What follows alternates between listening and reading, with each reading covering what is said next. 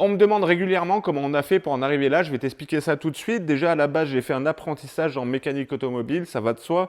J'ai eu mon CAP en 2001 de mémoire, à mes 18 ans. Ensuite, j'ai bossé dans des garages à droite et à gauche. À mes 25 ans, c'était le début des micro-entreprises. Je me suis dit, je vais en créer une. J'avais vraiment pas un radis.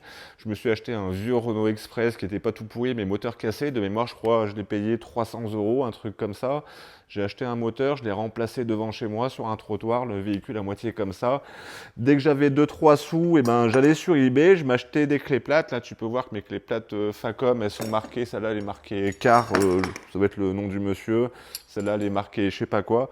Dès que je gagnais 2-3 sous, je m'achetais une clé plate, un tournevis, des douilles. Voilà, j'ai commencé comme ça. Mais honnêtement, c'était pas folichon à cette époque-là. Très honnêtement, ça ne fonctionnait pas pour la simple et bonne raison que j'étais trop jeune, pas assez sérieux, il était temps que ça s'arrête. Je crois que j'ai stoppé l'affaire en 2010, 2011. Après, je suis retourné bosser dans des garages jusqu'en 2016 où j'ai rencontré Justine qui a craqué sur moi. On peut la comprendre, c'est normal. Ensuite, j'ai décidé de me mettre à mon compte en 2016, donc la même année en micro-entreprise, un peu pareil. On est parti de rien. J'ai commencé à investir, pas sur eBay, mais à acheter des petites mallettes à droite et à gauche. J'ai commencé avec un petit Jumpy, mécanique à domicile. Ça a bien fonctionné, donc toujours en micro-entreprise.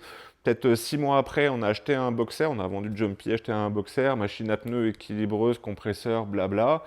Ensuite, ça fonctionnait un petit peu mieux, donc on a clôturé la micro-entreprise, je crois en 2018, on a monté une société, donc une SASU, et on a acheté un Iveco, donc on a réinvesti dans d'autres machines, des diag, servantes et tout, blabla. 2019, opportunité d'achat de ce garage, donc on a racheté le fonds de commerce, on avait un peu d'argent en poche, donc on a financé tout ça. Pour la petite histoire, il nous manquait 50 000 €, on allait voir les banques. Un peu compliqué au départ quand tu dois demander un emprunt. La première banque qui nous prêtait, oui, nickel, ils nous prêtaient 5 000 €, il fallait apporter 45 000, donc ils n'avaient pas compris ce que je demandais. Bref, au bout d'un moment, on a réussi à avoir notre emprunt et enfin notre garage. Et là, honnêtement, la plus grosse erreur qu'on ait fait, c'est qu'on a commencé avec une trésorerie qui était vraiment faible, mais je me suis dit, c'est pas hyper grave parce que quand je vois les chiffres de l'ancien propriétaire du garage et nos premiers chiffres, le premier mois, je crois qu'on avait fait le double de ce qu'il faisait. Le deuxième mois, le triple, ça a continué comme ça. Bref, pas besoin de trésorerie, c'est pas grave, on pouvait voir loin.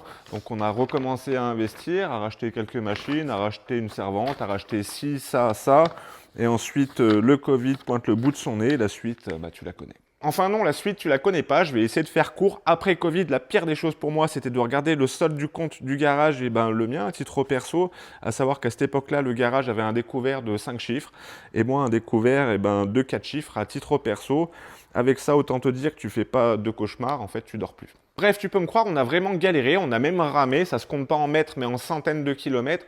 Aujourd'hui, on a de la chance, on ne doit plus rien à personne, on n'a plus aucune dette, l'activité se porte à merveille, on a une excellente clientèle, mais au moins on se sort grandi de tout ça. Moi, je me dis, l'important dans tout ça, c'est qu'on est parti tout simplement d'une bulle. Allez, bonne soirée la bise, ciao.